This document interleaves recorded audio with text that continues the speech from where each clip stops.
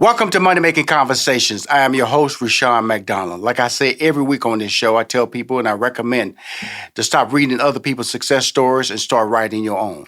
We always talk about gifts. We talk about passions. I tell people to lead with your gifts and know that your age, friends, family, or coworkers stop you from planning or living your dreams. My interviews are with celebrities, CEOs, entrepreneurs, and people I like to call industry decision makers. My next two guests can be seen every Saturday night starring in OWN's Love and Marriage Huntsville. They are the power couple, Kimmi Scott and Maurice Scott. They are part of OWN's Real Drama Weekend.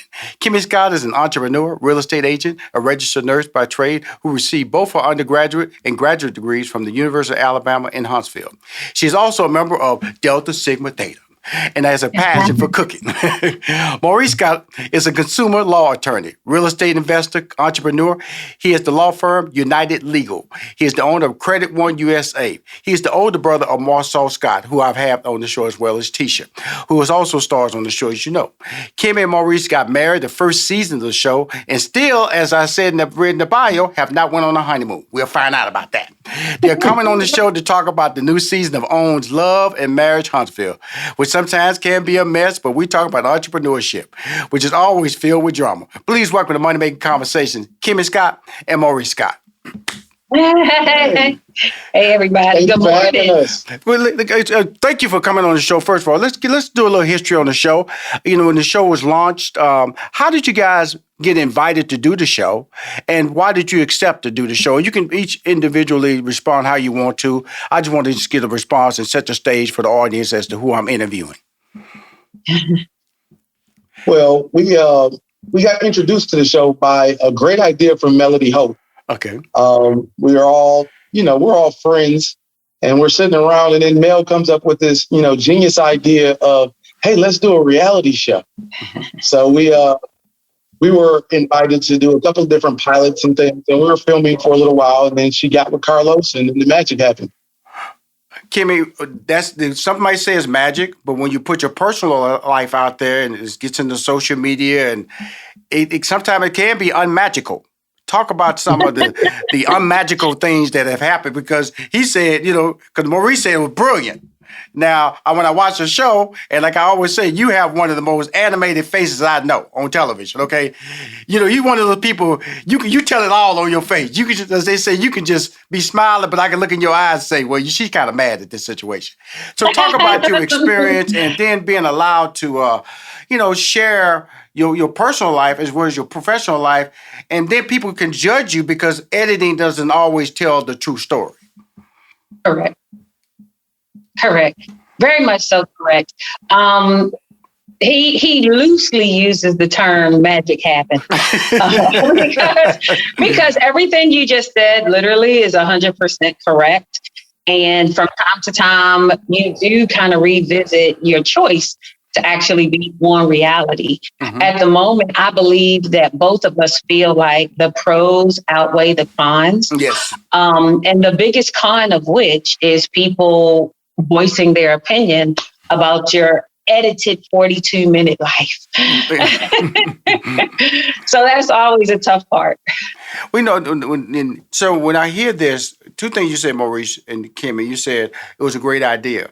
Now, whenever I look at reality shows, especially shows like this, I see a business opportunity. Because if you have a business, if you're entrepreneurs like you are, you can promote it. You can build your brand, and it can lead to some success stories that may not happen if you didn't have this platform. With that being said, Maurice, since you started with the word magic and brilliant, let's talk about how has that helped your business? Because I mentioned earlier, you have a law firm called United Legal, and you're also the owner of Credit One USA. Well, it's helped me significantly reach a broader audience. Right. Like we had clients all across the nation that were helping as far as getting their finances in order and actually participating in the market, whether it's the housing market, the business market, everything boils down to credit. So getting that consumer finance and then moving on to consumer law, that's a whole different area. And a lot of consumers have no idea about the different laws that are in place that protect them, make sure that they're able to keep all the money that they're earning. And then there's some other things that we're working on as well. But overall, as far as the business aspect is concerned, marketing. Well, it's really interesting that, okay, Kimmi, you're a real estate agent, and then Maurice, you're a real estate investor. And we look at the Mhm. housing market, and it is like fire everywhere. My younger brother, he sold his house in D.C., and I'll say within a week it was sold. Literally a week. My wife put her mom's house on in Houston, Texas, and they had like 15 offers. In fact, it was bidded up above the value that they'd asked for at the time. What is Mhm. driving nationwide, not just in certain pockets of the country, what is driving this high momentum for home ownership? I personally believe that it's a false scarcity. Right now, we have this moratorium on foreclosures, and that right there is pushing housing values up. And I think that right now we're experiencing a bubble of such that smart people would save money and get prepared because we've seen this before. Now, Kimmi, you're the agent. You out there. I want to say when you say the word agent, you out there doing the sales. You out there, if I'm not mistaken, out there taking people in and suggesting these home prices. And so you're seeing the shift. I see you more, Maurice, as an investor. So you see the options from a different perspective. But you're seeing the perspective from an actual customer perspective, correct, Kimmi? Correct. And I agree with what Maurice said as well. I don't know if it's all a false security of availability, but at the moment, it's just a seller's market. And there's literally more buyers in the market than there are homes to purchase. And the moratorium, as he mentioned, just got lifted Saturday nationwide. Different states have lifted theirs at different times, but the end of the month was that particular time. And if people don't know what that is, that was where there was a law passed that you couldn't put people out of their homes if they didn't keep up with their payments based on the pandemic and having had issues financially with the pandemic. And there are millions of people who had trouble, and this was helpful to them. So now that that has been taken away, we're hoping that it'll balance out the availability of homes again, just a little bit so that it kind of comes down. But right now, it's simply not enough properties for the amount of people that want to purchase them. And the interest rates are great. And so all of that kind of plays a role in people wanting to sell their home because they want the biggest bang for the buck. Just like you mentioned on your mom's home, the majority of these homes are selling for over asking price.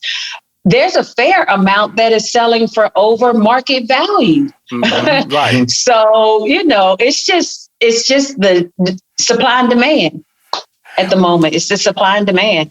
Well, let's because I'm talking to a couple of real estate people. That's why I'm really excited about this. You're kind of like experts to me because my audience needs to hear this because we've seen this before. When the housing market came out there and it was extending loans and the bubble burst and it really collapsed this economy. Mr. Investor, how do you see that? I actually see it. I see it as an opportunity because you don't have to get caught by surprise once again with the same information. And if I kind of look at real estate similar to stock, I don't like to buy at the top of the market if at all possible. There's some good deals that are out there still, and they're available now. So there's always going to be another deal to come along. But I like to buy when no one else is buying because then that's where the real deals are. And I heard a story a long time ago that said that good money waits until the bad money leaves the market. And in essence, all that's saying is that individuals that are buying at the top of the market, if the market collapses, then you lose value in your home. But those that buy later, those are the ones that actually get a true transfer of wealth. And so I think that people should be smart about their money. I'd rather see someone purchase a home rather than just rent. Right. But Be smart about it. Well, let's talk about this because you are a registered nurse. We're still in COVID. We all thought we was about to get out of COVID. I'm double vaccinated, and it relaxed my whole life when I got vaccinated because I realized I was living in a state of I was paranoid about what I touched, who I talked to, the grocery basket that I pushed in the grocery store. Then I got vaccinated and I relaxed. I went, wow, I can actually. I wasn't hugging nobody. Don't get me wrong. I went back to that. I wasn't that relaxed team. But you are a registered nurse, Kimmi. And being a registered nurse, you see things from a different perspective than either I see or Maurice sees. During the COVID in 2020, walk us through that whole process of how you talk to your friends, how you talk to your family, and then 2021, where we're dealing with this new Delta variant, how are you dealing with your friends and your family to live a normal life, if we all can live a normal life? As a clinician, it's honestly difficult for me to ever see us getting back to much normalcy. Okay. And that's unfortunate, in my opinion.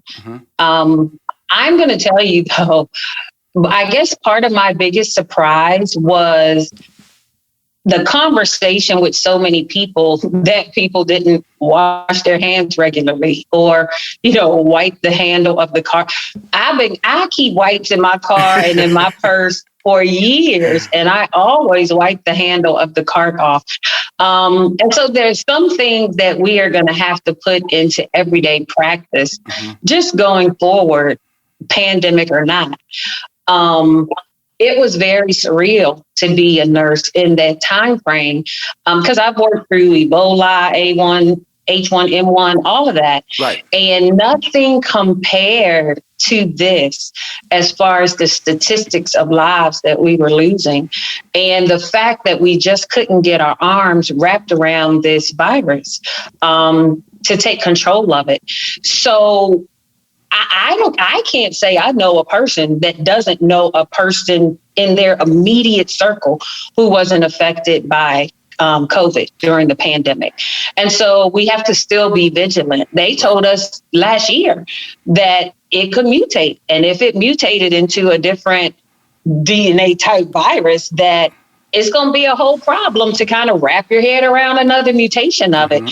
And that's where we are right now. And some of the numbers are going back up because a lot of people have gotten relaxed. Right. And we need to keep the same habits. We need to still continue social distancing. We need to still continue hand washing. We need to wear masks, especially in close quarters with people. So a lot of the things we were doing in 2020, we're going to have to kind of revisit some of them, I think, for a while.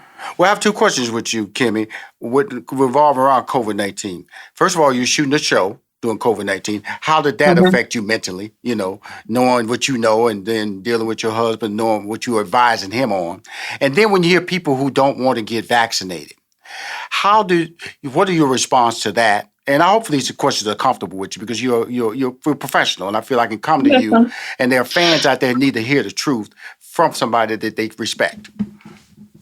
So for me, in the realm of the TV show, they take extreme precautions as far as what we need to do in order to keep filming.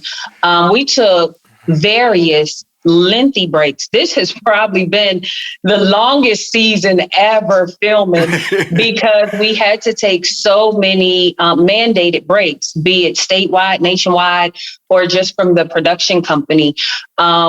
We have to do the same things as far as social distancing. We have to wear masks. We COVID test 3 times a week in order to continue filming. Anybody who's in the immediate circle of that filming group has to test. So say, for instance, I have a closing and they want to film the closing. The people at the attorney's office have to test as well. So they keep a real vigilant eye on the COVID precautions, which we can definitely respect. I think as far as opening eyes, it probably opened Maurice's eyes more than my eyes, to be fair, because as a nurse, I'm actually the executive director. And so I didn't really have to be on the front lines unless I have to be on the front lines. And with COVID, when you have nursing and staff out, it's time for you to put your scrubs on. So when he would see me get up in the morning and put scrubs on, scrubs meant it's time for me to see patients. And it kind of took a spin for him to know that, okay, so now this is real, because you have to go into these people's houses and see these patients at this point. Right. And it can affect you. It can affect our household. It's stuff that you can bring home to our kids. And so that's where a lot of that thing changed. And in order to kind of reel it in, we got to do a lot of due diligence and our homework. I believe that with the vaccinations that are coming out, there's going to be a lot of signs and symptoms we have to be familiar with, because it's new. It's new. And anything new is going to have signs and symptoms. We just don't know them all at this point. And I think that's some of this fear in a lot of people as far as taking the actual vaccine. It's just new. And we just got to be familiar. I don't want to be the one in a million that takes the vaccine and, has a seizure and die. Like, I don't want to be that one. So people are fearful. So I think the due diligence and dissemination of information is what's going to help people want to get on board to make sure that we do everything possible to keep this virus from exploding like it did last year. Now, Maurice, we just stayed like I'm honest with you. When the COVID came out, I was paranoid. Now you living with a health professional. What was your mind? Like she said, she put on the scrubs. Now she out there dealing, and there's a certain uncertainty, uncomfortableness. How did that affect your relationship, or did it create different conversation with the family that you didn't have previously? How did you emotionally deal with that? Because it's still a degree. Even though she can say what she's doing is correct, you still have your own mindset that you have to deal with. Talk to us about that. Well, initially, when Kimmi actually had to go on the front lines, it was at the time where other countries' death toll was through the roof.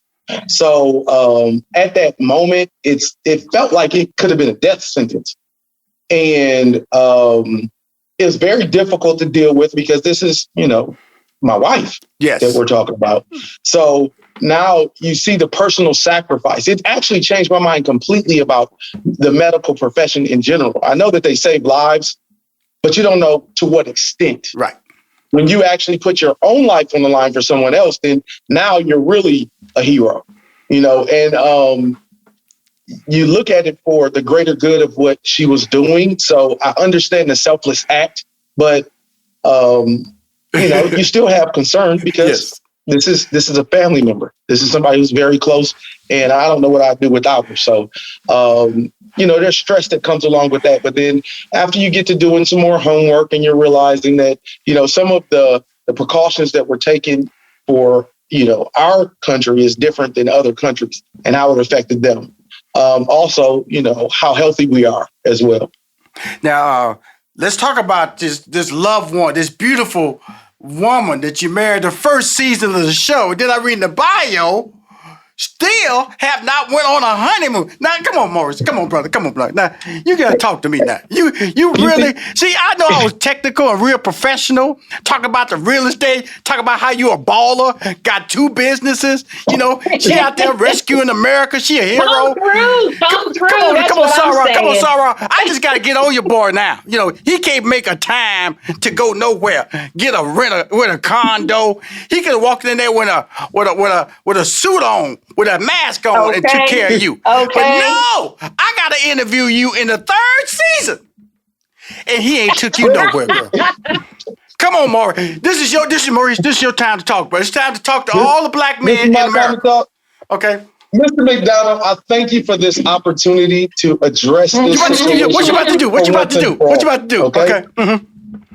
You read her bio. Uh-huh. I'm actually of Jamaican descent. Okay. You would think that she was. In order to take her on a honeymoon, I gotta slow her down. Oh, is you Kimmi? You the problem, Kimmi? Believe that if you want.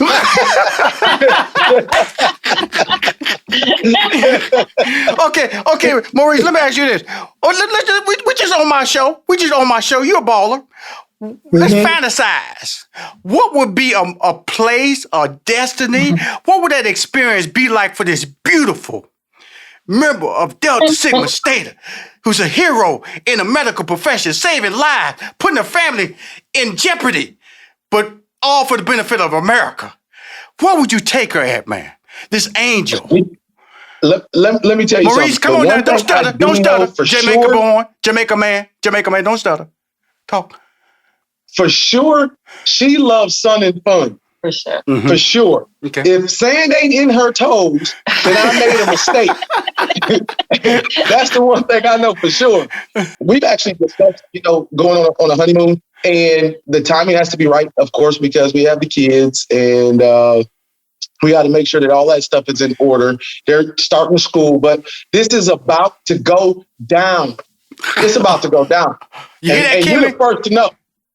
Kimmi, you hear that? I'm going to bring y'all back on the show now. It cannot be season 4, and we still talking about this. I've been hearing it. I'm ready. I got a suitcase. You know how women that are expecting a baby pack a suitcase and leave it in the car. You ready, Sarah? I got my suitcase ready. All I need is a ticket. Because y'all a beautiful couple. Y'all look good. Look right here. I admit when somebody look good in front of me. I'm not ashamed. Y'all a beautiful couple, and he ain't just taking you nowhere to showcase you. Put you on a pedestal. Held you up high like Kuta Kente did the baby. You know what I'm saying? He ain't done none of that for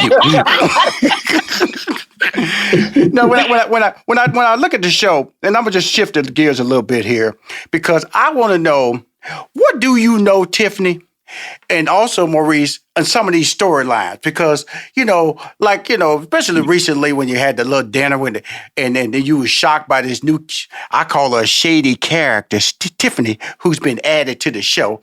She's just running around there just dropping dimes on everybody, and then you have to react to that.